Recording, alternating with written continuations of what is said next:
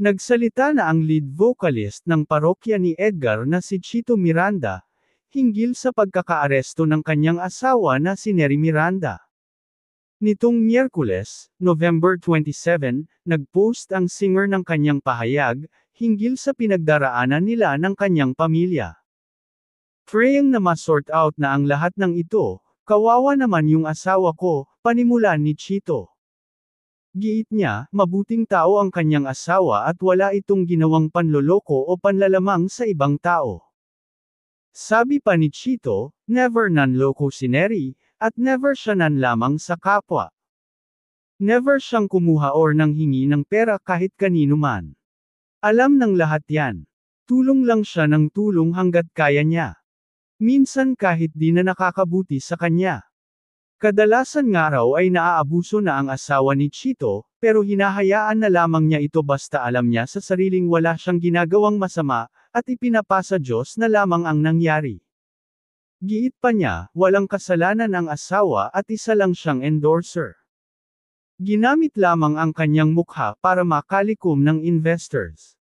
Lahad ni Chito, tulad ngayon, endorser lang siya, tapos ginamit yung face niya to get investors.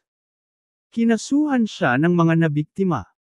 Tapos last week, bigla na lang siyang inaresto for the same case, kahit hindi pa siya binigyan ng notice na may bagong criminal complaint palalaban sa kanya, and di niya na-defend yung sarili niya.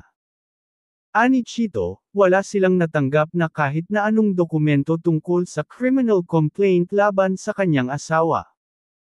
Inamin rin niya na may mga naging kaso rin noon ang asawa, dahil nga nasangkot ito sa insidente dahil sa pagiging endorser nito ngunit na-dismiss rin ang mga yon.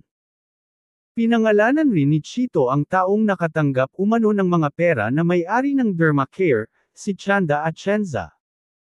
Ibinahagi rin ito sa kanyang post ang sulat ni Chanda para kay Neri.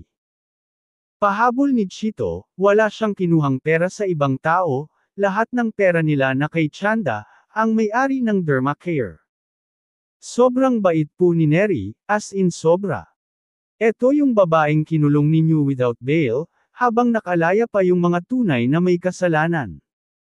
Ayon sa balita, mukhang matatagalan pa, bago makalabas ng kulungan si Neri.